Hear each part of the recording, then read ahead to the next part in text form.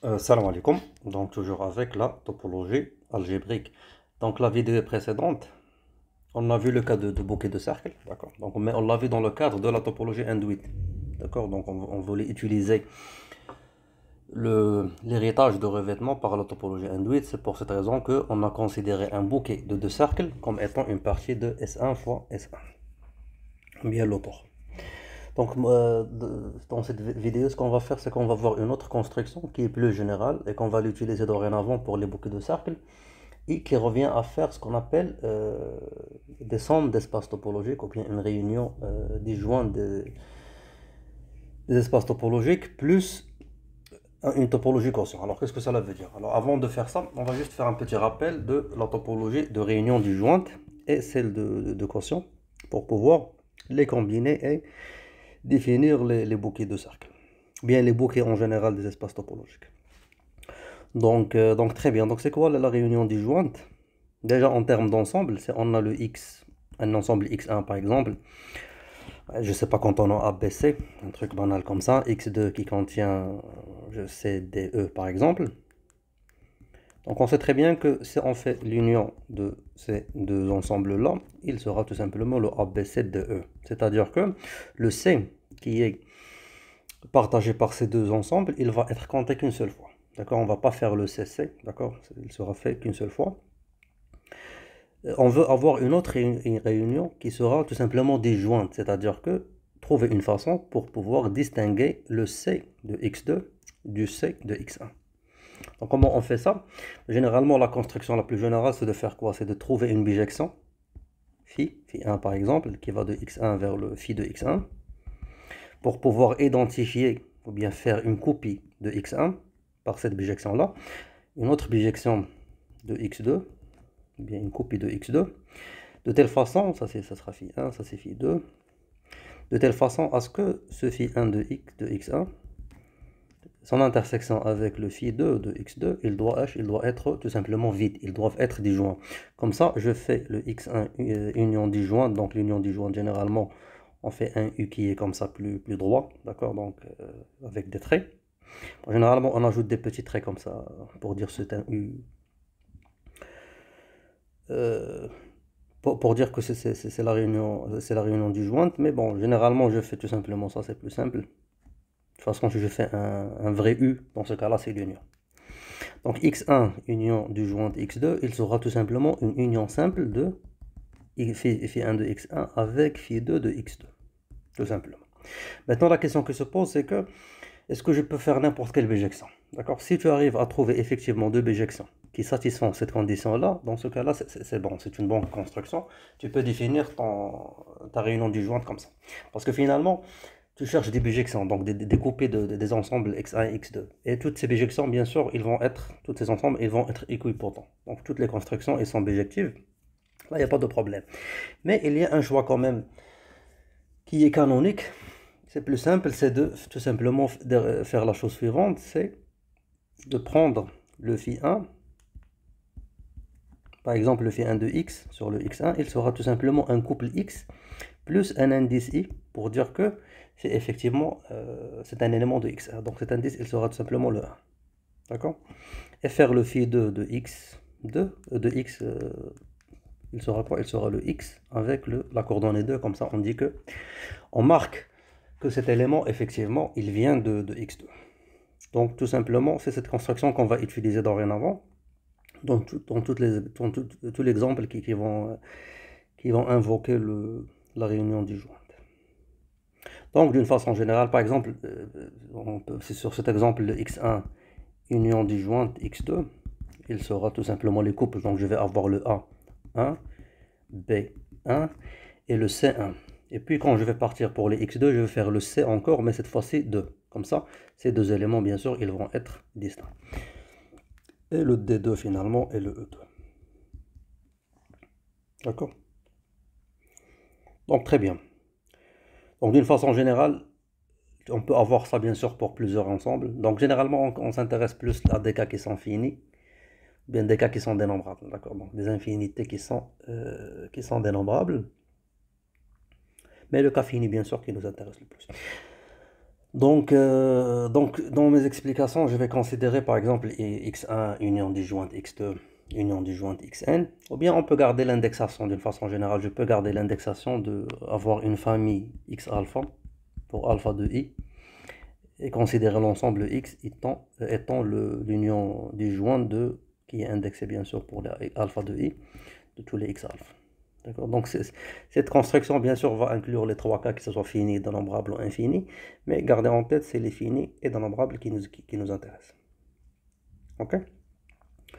Donc très bien. Donc dorénavant, ce qu'on va faire, c'est que, bien sûr, on peut voir clairement que les x alpha, ils ne sont pas des parties de x, ça c'est sûr. D'accord? Donc, ils vivent dans deux mondes qui sont différents. D'accord? Donc, les X alpha, par exemple, c'est l'espace original.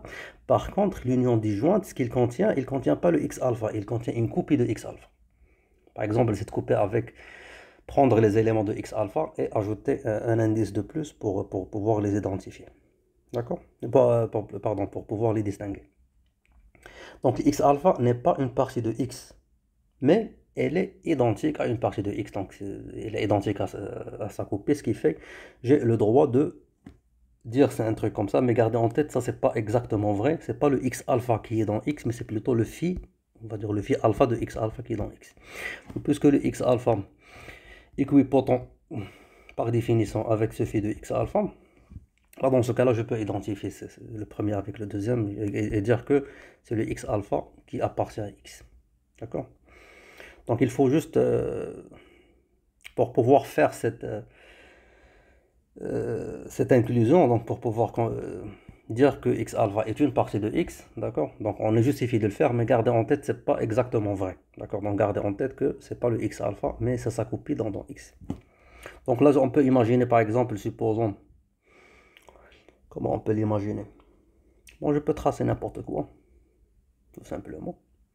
Et dire par exemple, je peux, parce qu'en fait, on peut voir que les coupés de x alpha, ils constituent une partition de la réunion disjointe, ce qui est logique, parce qu'ils sont bien sûr 2 à 2 disjoints, et leur union, ils forment, ou bien ils couvrent tout le x, toute la réunion disjointe.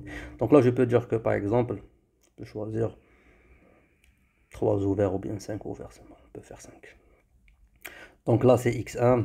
Ça c'est x2, ça c'est x3, ça c'est 4 plutôt, c'est pourquoi j'ai dit 5. Ça c'est x4. Donc, mais gardez, comme j'ai dit, gardez en tête, c'est pas le x1, mais c'est le phi 1 de x1, etc. Donc, bien sûr, ils sont de A2 disjoints, ils forment des partitions de x. Ok? Et tu peux voir que chacune de ces parties-là, c'est une copie d'un x. Donc, le x2 ou bien le x2 étoile. Généralement, on fait le étoile pour dire c'est l'image, ou bien c'est la copie de xi. Donc, chacun de ça, bien sûr, c'est tout simplement équipotent avec le xi. Donc c'est le xi. Supposons par exemple, on a un cas plus général, si le xi est égal à r par exemple, dans ce cas-là, je peux dire que le x1, donc le xi est égal à r quel que soit i. C'est quoi le 1, 2, 3, 4? Donc là je peux dire que le x1 c'est r, mais le x1 étoile, il sera quoi? Il sera le r, produit cartésien de r avec le 1. D'accord? Parce qu'il va contenir les couple x1 avec x dans R. Donc ça c'est la coupe. Et le x2 il sera le R fois 2, x3 c'est R fois 3, etc. Mais comme j'ai dit, puisqu'ils sont équipotents, je peux les densifier et supprimer ces étoiles et dire que c'est effectivement x1, x2, x3. Donc très bien, donc ça c'est la réunion du joint, d'accord, en termes d'ensemble. Maintenant, comment on va définir une topologie dans cette réunion du joint? Donc pour définir cette topologie, donc ce qu'on va faire, c'est qu'on va, si je prends une partie de x, on peut l'appeler U, donc je vais dire la chose suivante, c'est que le U est considéré ouvert dans la réunion disjointe si et seulement si l'intersection de U avec chacun de x alpha, c'est-à-dire l'intersection de x de U avec x alpha, quel que soit alpha de i, on va dire l'intersection de U avec x alpha est ouvert dans x alpha, quel que soit alpha de i. C'est-à-dire je fais l'intersection avec tous les x alpha et je dois trouver que chaque intersection elle est ouverte dans x alpha. Donc U avec x1 par exemple, elle est ouverte dans x1. U avec x2, elle est ouverte dans x2, etc. Donc dans ce cas-là, je considère cette intersection et je dois montrer que cette partie-là, elle est ouverte dans Ça c'est U intersection X3, il doit être ouvert dans X3, dans taux X3 par exemple. Là on va voir le U avec X4 qui doit être dans taux X4, tout simplement. Alors là vous allez me dire que, est-ce que c'est possible que le U n'intersecte pas un certain ensemble, un certain espace? Bien sûr c'est possible. Par exemple si je trace le U comme ça, et comme ça, le U, il va intersecter uniquement le X2, X3 et X4.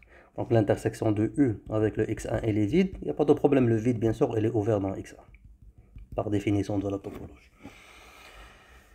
Ok, donc c'est comme ça qu'on définit la réunion dans la topologie, dans la réunion disjointe. Donc ça c'est bien. Donc c'est une troisième construction, on peut le voir. Donc premièrement, il y a la topologie induite, deuxièmement, la topologie produit, troisièmement, la topologie de réunion ou bien d'union disjointe. Alors ces trois topologies, ils se comportent d'une bonne façon par rapport aux propriétés qui nous intéressent dans l'étude des variétés. Qu'est-ce que cela veut dire? Cela veut dire que, rappelons que quand on dit une variété topologique, c'est une variété bien sûr qui est séparée à base d'innombrables et localement euclidienne. Donc cette séparation et la dénombrabilité de la base, heureusement, il passe par la topologie produit. D'accord? Donc si par exemple on a une famille, on va x, y par exemple, qui sont séparés avec leur topologie, le x fois y avec la topologie produit, elle est également séparée. Si on a un x qui est séparé, et je prends le y en tant que sous-espace de x par la topologie induite, elle est séparée. Même chose entre parenthèses pour la dénombrabilité de la base. D'accord? Donc à base dénombrable, en base dénombrable. Même le cas de la réunion disjointe, c'est vrai. D'accord? Donc si tu as si c'est par exemple dans cette construction qu'on a fait, c'est les x alpha sont séparés. Donc la réunion disjointe, elle est séparée. D'accord? Pour la dénombrabilité de la base, c'est vrai uniquement si, tout simplement, chacun de ces x alpha, il est bien sûr à base dénombrable, et l'ensemble d'indices ou bien la famille, il est dénombrable, d'accord? Donc tu ne peux pas avoir par exemple une famille qui est indexée sur le R, même si les x, chacun des x alpha, il est séparé. Pardon, il est à base dénombrable, mais la famille des x alpha n'est pas dénombrable. Dans ce cas-là, bien sûr, tu ne vas pas avoir la réunion dénombrable. Donc, on a une condition de plus, ce que effectivement, si le i, l'ensemble d'indexation, est dénombrable, et quel que soit alpha de i, de x alpha, est à base dénombrable, dans ce cas-là, je conclus que effectivement, l'union de x alpha est à base dénombrable. Donc ça c'est une bonne chose. Pourquoi c'est une bonne chose? Parce que quand on travaille avec des variétés, que ce soit en topologie algébrique ou bien en géométrie différentielle, ou bien en géométrie complexe, quand on veut effectivement vérifier que notre espace qui est construit par exemple par topologie produit ou bien par topologie de réunion disjointe ou bien par la topologie induite, c'est bien de savoir que c'est pas la peine à chaque fois de vérifier la séparation et de vérifier la dénombrabilité de la base. D'accord? Là, on dit qu'ils sont bien sûr irrités par la construction. D'accord?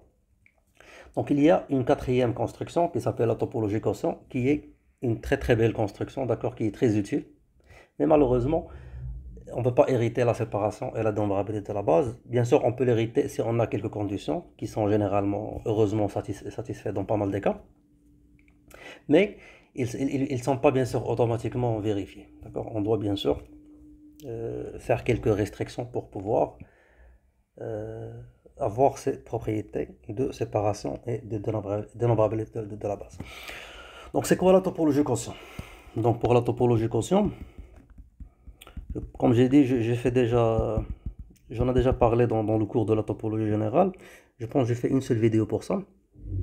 Mais j'ai pas vraiment expliqué vraiment en détail, donc je vais juste faire un rappel de ce qu'on a vu, quelques petits exemples, et puis faire la construction du bouquet de cercles. Donc c'est quoi la topologie quotient? En fait, la topologie quotient, comme j'ai dit, c'est une autre construction de topologie. Donc on part d'un espace topologique X, par exemple avec sa topologie tau. Et ce qu'on fait, c'est que je considère un Y qui est tout simplement un ensemble non vide. D'accord? Donc il y a pas de topologie sur ce Y, c'est avec, avec cette construction qu'on va la construire. Donc si j'ai une application Q, généralement qui part de X vers le Y, tout simplement, qui est une application surjective,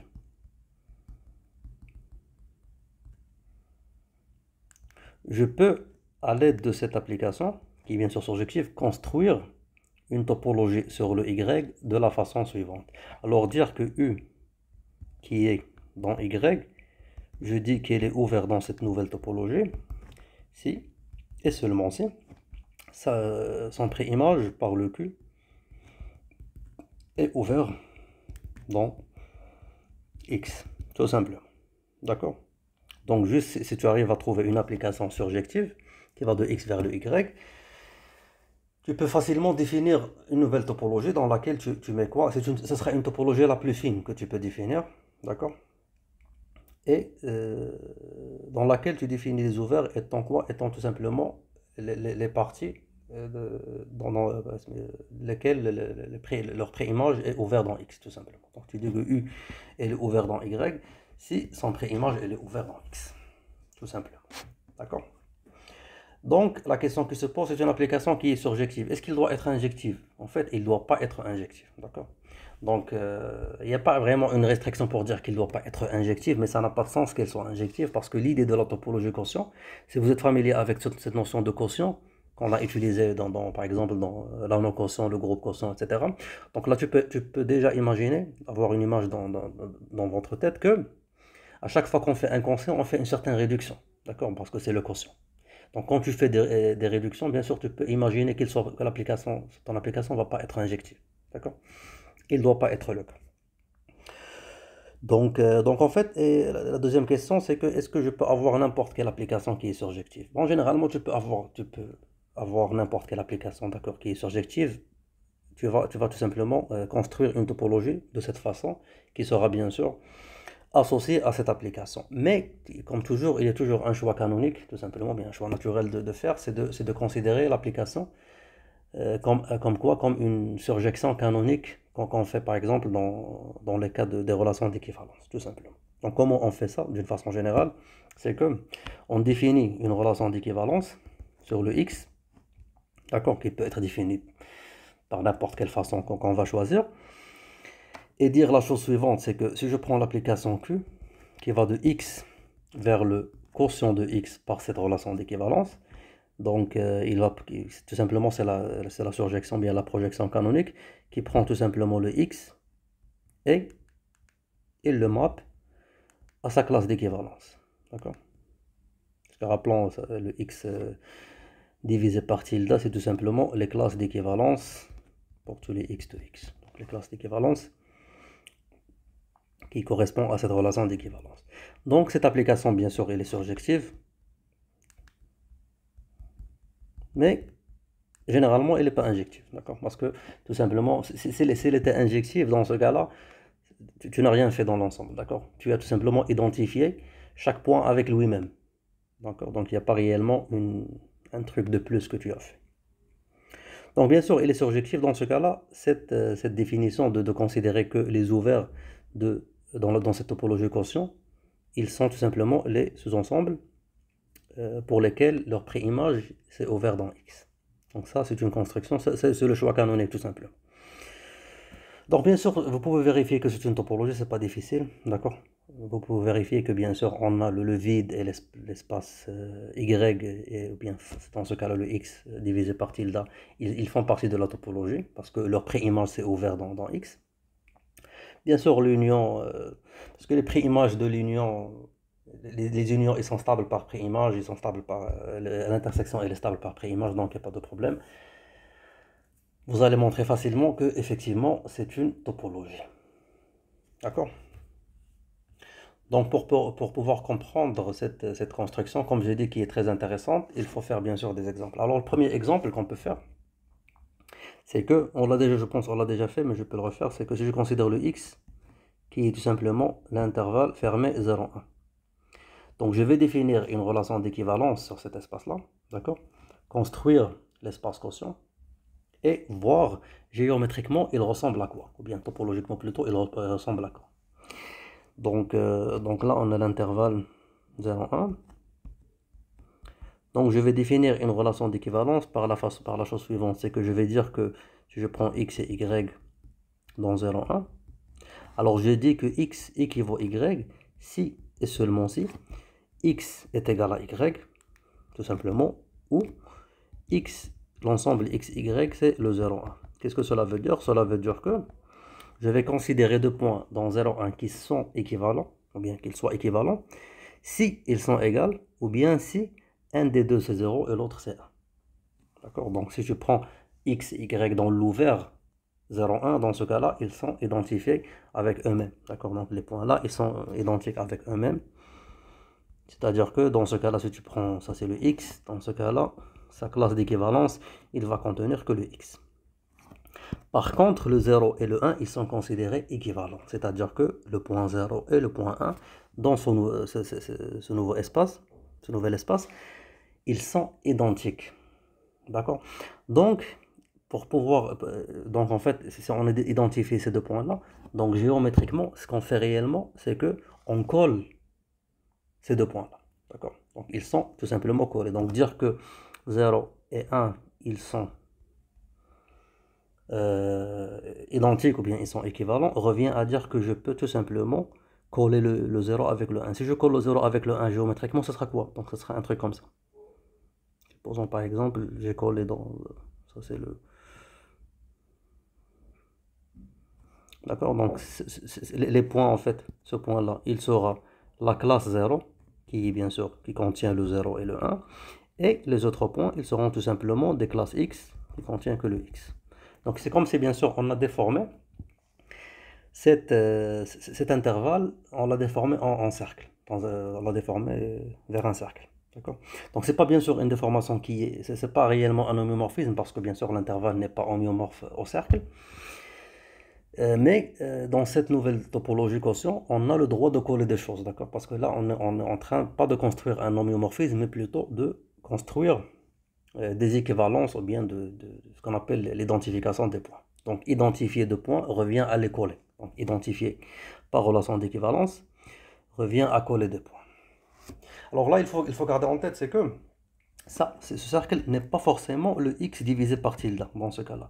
Il est homéomorphe dans ce cas-là, le x par cette tilde qu'on a défini, il est homéomorphe au cercle S1. Donc ça, c'est pas difficile de le montrer, d'accord? Vous pouvez utiliser par exemple l'exponentielle de PIT par exemple, d'accord?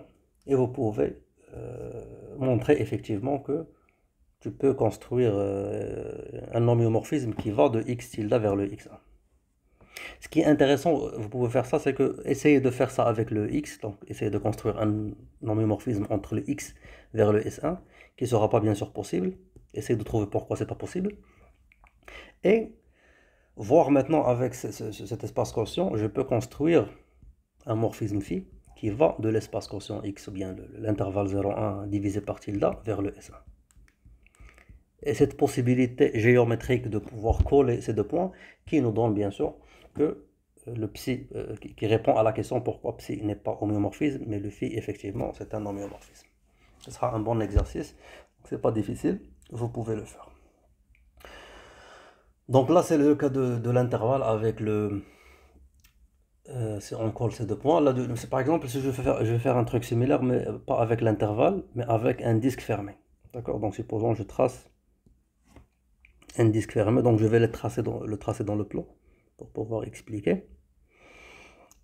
Donc là on parle bien sûr du disque, c'est le disque fermé, d'accord? Donc ça c'est le B2 de 0,1, c'est-à-dire bien sûr les x, y, le y de... Ça je peux le faire sous forme de x, y, c'est pas grave. X, y de r carré tel que bien sûr la distance, c'est pas la peine non plus, je peux dire directement des p de r carré tel que la distance de P avec le 0,1, bien sûr, est inférieure ou égale à 1. Donc c'est le disque fermé. Donc ça, c'est notre espace. Comment je vais définir la relation d'équivalence? Je vais le faire de la même façon que ce que j'ai fait avec l'intervalle. Donc, qu'est-ce que j'ai fait avec l'intervalle? J'ai pris les 0 et le 1, qui sont bien sûr la frontière de l'intervalle. D'accord? Donc, le 0,1, donc le couple 0,1, il constitue la frontière de l'intervalle i. Bien, la frontière de l'intervalle 0,1. Dans ce cas-là, je vais faire la même chose. Pour le disque, je vais considérer toute la frontière. Je vais considérer tous les points de la frontière, ils sont équivalents. C'est-à-dire, je vais réduire tous les points. Donc, le cas de l'intervalle, on a réduit 2 points vers un seul point. Maintenant, on va réduire toute la frontière, qui est bien sûr le cercle. On va le réduire à un seul point. Alors, pour ceci, si on veut essayer d'imaginer comment ça va être géométriquement, donc le cas de l'intervalle, ce qu'on a fait, c'est qu'on a fait tout simplement 0,1 et on a pris le 0, on l'a envoyé ou bien on l'a collé avec le 1. Cette fois-ci, pour pouvoir l'imaginer, on a besoin d'une dimension de plus, qui sera le z. C'est pour ça que j'ai dessiné le cercle dans le plan.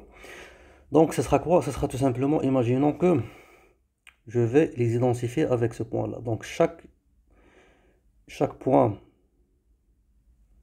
de la frontière, il va être identifié avec ce point. D'accord?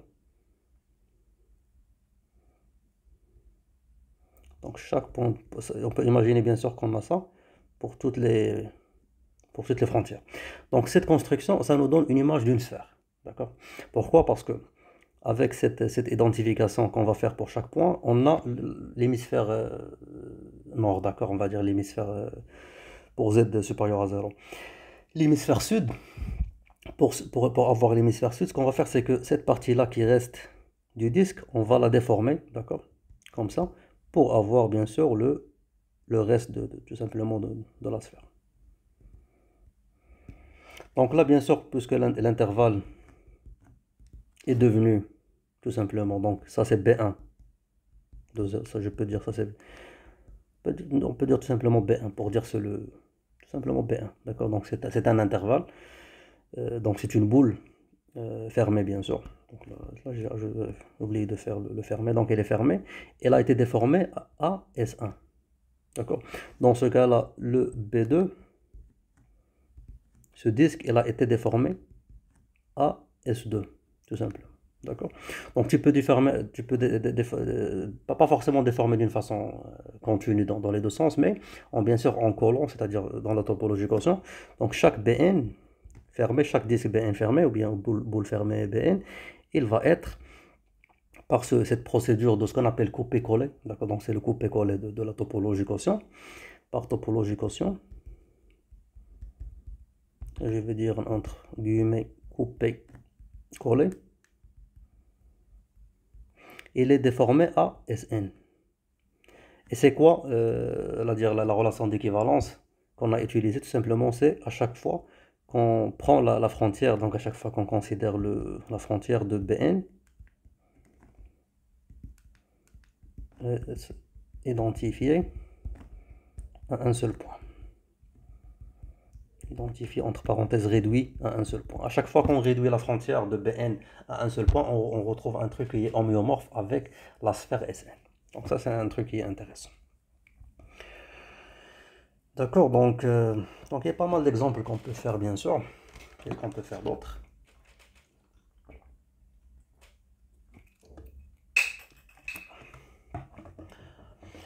Alors une remarque qui sera utile par la suite, c'est que ces espaces quotients, bien sûr, on les appelle x divisé par tilde, de façon générale, parce que c'est une relation d'équivalence. Mais en pratique, puisque ce qu'on fait finalement, c'est de prendre des points, d'accord, c'est-à-dire de prendre des points et les considérer comme un seul point, d'une façon générale, on note ça par h, par le x divisé par un ensemble A, avec le A qui est les points qui sont identifiés. Par exemple, dans ce cas-là, de Bn, la boule fermée Bn, qu'est-ce qu'on a identifié? On a identifié tous les points de la frontière, d'accord? Donc on a identifié tous les points de la frontière, c'est-à-dire on a divisé par la frontière de Bn, tout simplement. Donc dorénavant, les points d'identification, ou bien le point d'équivalence, on va les rassembler dans un ensemble et dire que l'espace quotient, il sera tout simplement le x divisé par cet ensemble. Donc ce sera plus Ce sera plus parlant déjà que x divisé par tilde. Alors, qu'est-ce qu'on peut faire d'autre? Qu'est-ce qu'on peut... Ah oui, il y a un exemple qui est intéressant. C'est que si je considère le rectangle, d'accord? Donc si je prends par exemple le i, c'est l'intervalle 0,1, et je considère r est égal à i fois i. D'accord? Donc tout simplement, ça c'est quoi? C'est le rectangle 0,1 fois 0,1. Je vais définir la relation d'équivalence par la construction suivante. C'est que je vais dire que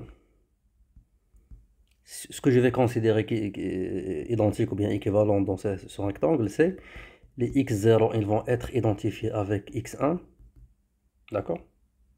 Quel que soit bien sûr x de 0,1 ou bien de i.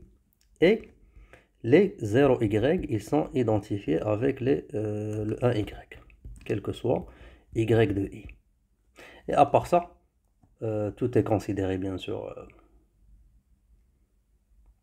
tout est considéré des singletons, c'est-à-dire les classes d'équivalence, ils vont être considérés des singletons. Donc tous les éléments, ils sont tout simplement identiques avec eux-mêmes. Donc par exemple, un point du rectangle là, il est identique avec lui-même. Sa classe d'équivalence est un singleton. Mais les x0, ils vont être identifiés avec x1. Qu'est-ce que cela veut dire? Donc c'est quoi le x0? Donc x0, c'est la base du rectangle, ou bien du carré dans ce cas-là. D'accord? Donc c'est la base du carré. Et le x1, il sera bien sûr le... Ça c'est le... Ça c'est quoi? Ça c'est 0. On peut l'écrire sous la forme de i fois 0. Et ça c'est i fois 1. Donc ces deux intervalles, donc on peut dire l'intervalle inférieur et l'intervalle supérieur, un truc comme ça, on peut l'appeler n'importe quoi, ils sont équivalents. D'accord? Donc qu'est-ce que cela veut dire déjà d'avoir ces deux qui sont équivalents? Donc on peut commencer, je pense, par le... Après les deux, ils sont sur la même chose. Donc déjà, imaginons que je vais coller ça, le i1 avec le i0. Qu'est-ce que ça va me donner? D'accord?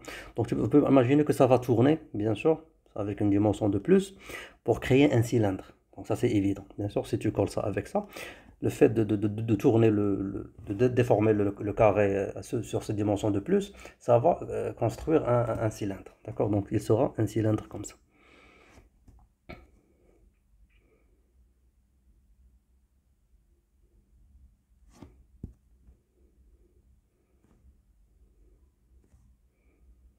Donc c'est un cylindre. Bien sûr, on peut voir que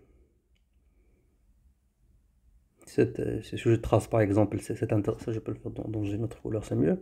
Donc si je pense, supposons ça, il sera le i fois 1 demi. Par cette construction, il sera tout simplement cette partie-là. D'accord? Alors après, ça va dépendre comment vous allez le voir. Mais de préférence, on dit tout simplement c'est ça. D'accord? Et le i1, ça, pour ne pas que confondre avec les couleurs, ce que je vais faire, c'est qu'on peut garder ça comme ça. Et dire que, alors je m'excuse, le i fois 1 demi, il sera 1 de ces dents. Si par exemple le i fois 1 demi, c'est ça, en ce cas-là, le i fois 1 qui est collé avec le i fois 0, il sera ce truc-là, d'accord? Cette partie-là. Ou bien l'inverse, d'accord? Donc ça va dépendre, comme j'ai dit, comment on peut le voir. Donc quand on colle bien sûr le i fois 1 avec le i fois 0, il sera tout simplement, donc cette partie-là, il sera tout simplement la classe d'équivalence de i fois 1, qui contient bien sûr tout le i fois 0, union le i fois 1. Donc ça va dire tous les points des deux intervalles. Donc ça c'est la première identification par la première relation. Alors par la deuxième relation, comment ça va être? Donc bien sûr, quand on a fait ça, d'accord, ce cercle, le cercle, celui-là et celui-là correspond à quoi? Donc vous pouvez imaginer que ce cercle-là, il correspond à cet intervalle qui est bien sûr dans ce cas-là le 0 ou bien le 1 fois i. Ok? Et celui-là, c'est tout simplement le 0 fois i. Donc là, je vais dire ça, c'est la classe de 1 fois i, qui pour l'instant c'est un singleton. Je peux le faire sous la forme de 1 fois i. Et ça, c'est le 0 fois i. Donc on a une deuxième équivalence qui va identifier le 0y avec un y. C'est-à-dire on va identifier le 0 fois i avec le 1 fois i. Donc si on, va essayer, si on essaie de coller ce cercle-là avec celui-là, ça va donner quoi? On va bien sûr faire tourner le déformer sur un truc de révolution pour pouvoir coller ce cercle-là avec le cercle-là, ce qui va nous donner quoi? Ça va nous donner tout simplement le tore. Donc si tu fais ça, tu trouves bien sûr finalement que tu as un tore.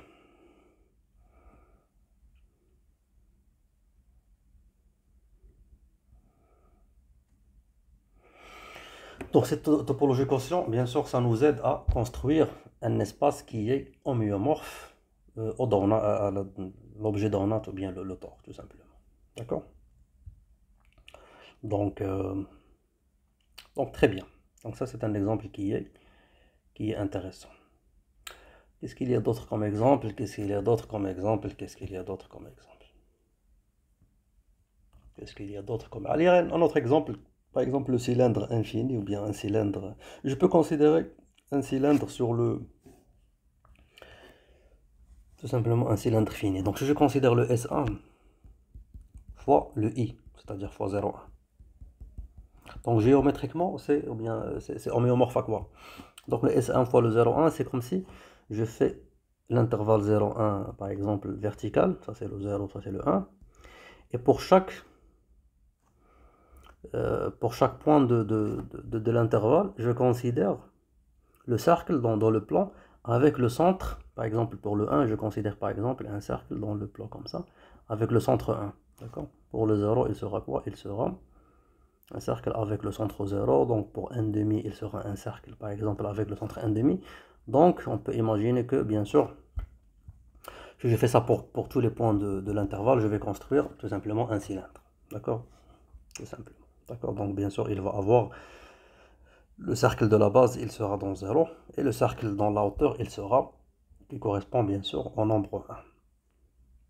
Donc ça, c'est le cylindre, comme j'ai dit, le S1 fois 0,1. Alors je peux dire que je peux définir une relation d'équivalence par le truc suivant, c'est que si je considère que tous les points, je peux définir par exemple une relation d'équivalence, de dire que les points qui sont équivalents, ils sont les points dans le cercle de base, par exemple. Par exemple, le cercle de centre 0. Donc, ce sera quoi? Ce sera tout simplement de dire que x équivaut, parce que là on a besoin je peux dire par exemple P équivaut Q, si, seulement si, P et Q appartient à S1 fois le singleton 0. Autrement dit, c'est comme si je prends le S1 fois le 0,1 et je le divise par le cercle S1 fois 0. Donc tous les points de la base, ils vont être tout simplement un seul point. Donc vous pouvez imaginer que topologiquement, si ce cercle-là, il se réduit à un seul point, ça va être quoi? Ça va être un seul point là, d'accord? Et qui bien sûr qui va être déformé par la topologie quotient, et tous les cercles au-dessous, ou bien au-dessus de ce cercle de base, ils vont être déformés à de petits cercles, d'accord? Donc par exemple, il sera par exemple un truc comme ça. Donc là, on peut imaginer que ça, c'est tout simplement une cône. D'accord? Donc le cercle de base, là, il passe une réduction par le quotient, il passe à un point, et les autres, ils vont être bien sûr déformés continus pour avoir tout simplement une cône. Donc, euh, donc je pense, c'est bon avec les exemples. Alors, on a bien sûr un exemple qui est naturel sur ce qu'on appelle les espaces projectifs, mais ça, on va le faire par la suite. D'accord? Donc, je pense que ça sera mieux de le faire par la suite. Alors, qu'est-ce qu'il y a d'autre? Qu'est-ce qu'il y a d'autre? Qu'est-ce qu'il y a d'autre? Qu'est-ce qu'on peut faire? Qu'est-ce qu'on peut faire? Qu'est-ce qu'on peut faire comme exemple? Oh, c'est bon, je pense ces exemples ils sont intéressants.